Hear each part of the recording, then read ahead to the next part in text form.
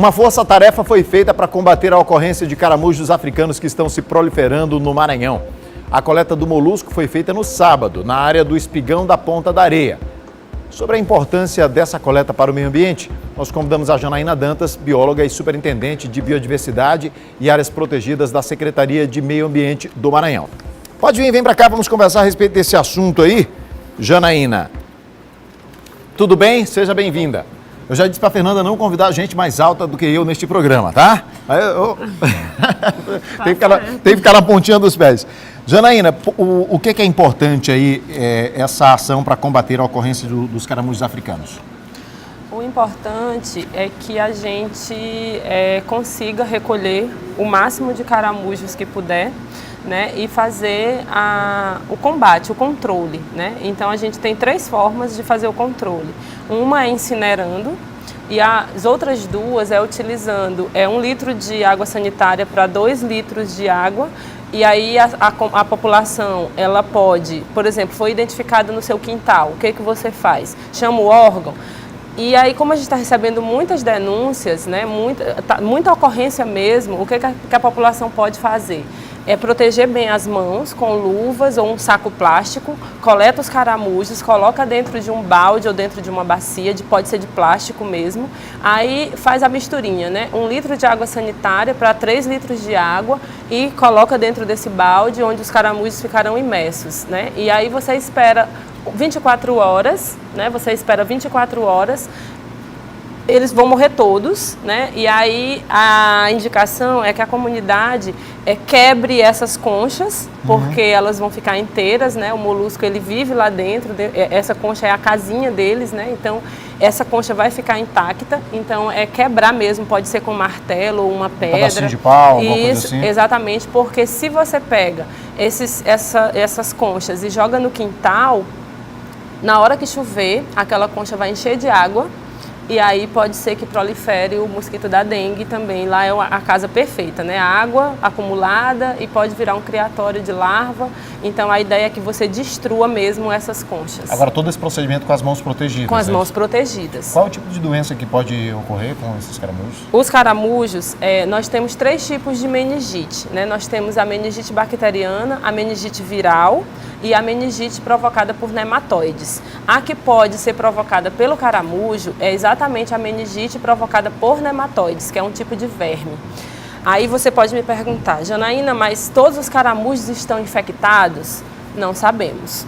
Só quem faz essa análise é a Fiocruz, no Rio de Janeiro. Inclusive, a Secretaria, né, de Estado de Meio Ambiente, juntamente com a Secretaria de Agricultura e a Secretaria de Saúde, porque é uma ação de governo, porque envolve as 3 secretarias, né? Então, vai encaminhar a amostra para a Fiocruz para identificar se esses caramujos estão infectados pelo verme.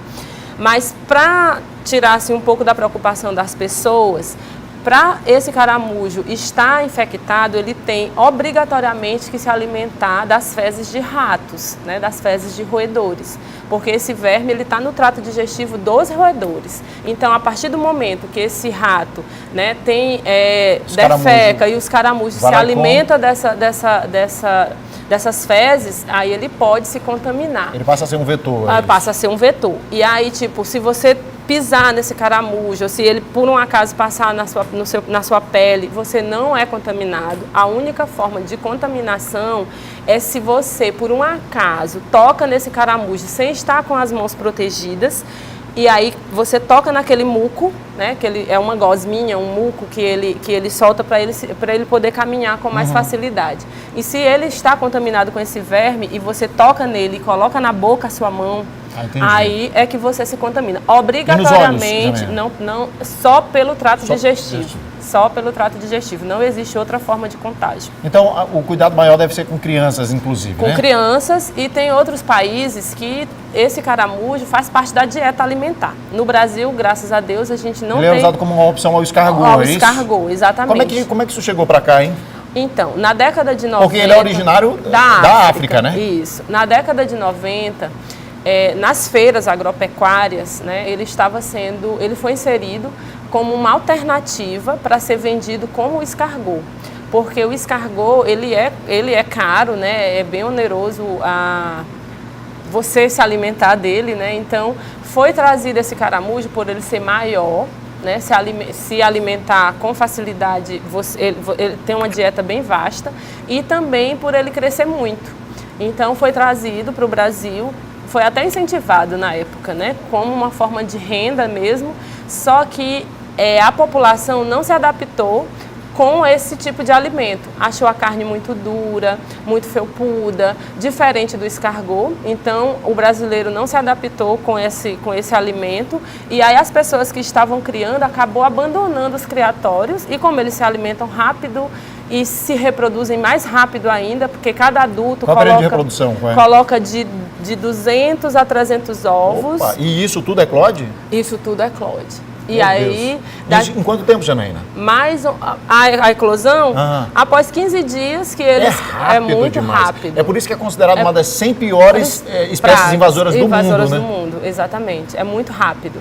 Então, assim, chega um alerta. Não é que eu olhei o caramujo e eu me contaminei com a meningite. Não é isso. E só se ele, porque ele vai soltando a gosminha ali para ele passar. Aí se eu não tiver mais, não vi o caramujo, mas eu tive contato com essa gosminha, há esse risco também ou não? Só se você ingerir.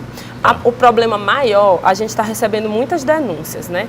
No interior, principalmente do estado do Maranhão, né? Está acontecendo em várias cidades uma proliferação assustadora dele. No interior, qual é a nossa preocupação? É que eles comem tudo, então ele também é considerado uma praga agrícola, então eles podem estar nas hortas. E aí essa gosminha, né, pode passar na folha de alface, na folha de couve, essas hortaliças que nós comemos cruas, né? Então, você vai ter que aumentar o período que você vai deixar essas folhas imersas na água com hipoclorito de sódio.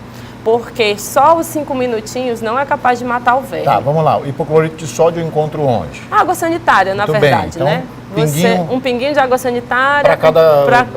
isso dentro de uma bacia, dentro de uma bacia, pinguinho de água sanitária. O vinagre também não? Vinagre também, só que você vai ter que deixar não mais só 5 minutinhos. Você vai ter que aumentar para 20 minutos. 20 minutos, a imersão, aí fica tranquilo. Aí fica tranquilo. Aí pode comer. Aí pode comer. Perfeito. Exatamente. Onde é que está a maior incidência? Aqui em São Luís? Aqui em São Luís é no Espigão. Ali na Ponta da Areia? Na Ponta da Areia. Ele é um molusco terrestre, porque está tendo também muita confusão, né, que ele pode provocar também outros tipos de doenças. Não. A única doença que ele pode provocar no homem é exatamente essa que eu acabei de falar, né, que é a meningite. E a meningite por nematóides. Mas ele pode provocar em cães, por exemplo, algum distúrbio intestinal em cães, mas não no homem, né? Essa ação que nós estamos vendo aí, Janaína, é a ação do governo, prefeitura?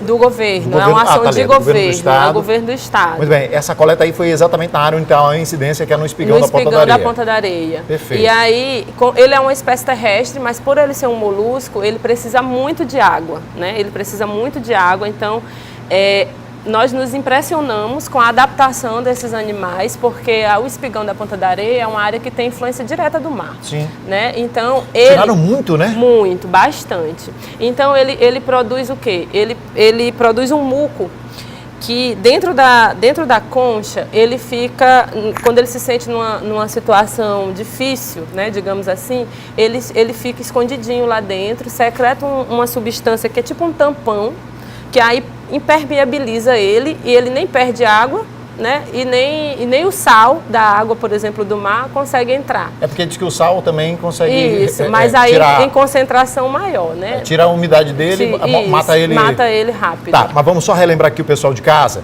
como é que é para fazer se encontrar. Protege a mão com uma luvazinha, pode ser com uma sacola plástica também? Pode ser com saco plástico. Aí pega lá, coloca dentro de uma vasilha, uma bacia, alguma coisa, e a proporção é 1 litro de água sanitária. Para 3 litros de água. Ah, Isa, mas eu não peguei tanto assim. Beleza, é só fazer a proporção. Você vai usar meio litro de água sanitária. Um copo de água sanitária para 3 copos de água. Pronto. Exatamente. É isso aí, né? E pode também fazer a mesma coisa com sal de cozinha. Coloca bastante sal de cozinha. Água. Coloca água e deixa ele imerso. Ok, e sal é baratinho, né? Isso, sal é mais barato. Exatamente. Quer dar mais alguma recomendação, Janaína, pra gente encerrar? A recomendação é que as pessoas, elas não se desesperem, né? Porque não é que tenha o caramujo no seu quintal que você vai se contaminar com a meningite. Exige cuidado, né? Lógico que exige cuidado, exige que você tome as devidas precauções, né? Sempre pensando na saúde da sua família, na saúde da população e também na ambiental, né? Então é proteger as mãos, coletar e fazer o que a gente está sugerindo. Orientar, né, as crianças a orientar as crianças a não pegar. Olhou, avisa um adulto, não pega, avisa o adulto. Pronto. Sempre, a preocupação maior com as crianças. Então, né? Atenção, pessoal. Oriente logo os seus filhos, tá? Aproveite aqui que a gente está falando sobre o assunto. Olha, se você vê algum caramujinho por aí e tal, chama o papai, chama a mamãe, avisa, ok? Exatamente. E por favor, não vamos fazer fila para matar caramujo, porque não está tendo uma crise de caramujo não, tá? Por favor. Exatamente. E nem também está tendo uma crise de meningite. Pois né? não então, tá. Vamos a gente precisa, calma aí. A gente nem sabe se esses caramujos estão infectados, né? Mas pelo prevenção sim, mesmo. pelo sim e pelo não, Trata-se a gente como se... coleta tudo e tenta fazer o controle. Exterminar todos, nós não vamos conseguir, porque eles se reproduzem muito rápido. Rapidamente. A ideia é que a gente faça o controle, porque ele não tem um predador natural, porque ele não é daqui do Brasil. Ele é de fora, então ele é uma espécie invasora. Lá tem um predador pra Lá ele? tem predador. Bora trazer esse predador aqui pra cá, não tem. Aí a gente aumenta o problema ambiental. Eu quero agradecer a presença da Janaína Dantas, bióloga e superintendente de biodiversidade e áreas protegidas da Secretaria de Meio Ambiente do Estado. Colocar o programa à disposição quando tiver algum assunto que você queira tratar aqui, o programa está... Muito obrigada. Okay? Eu que agradeço. Obrigado.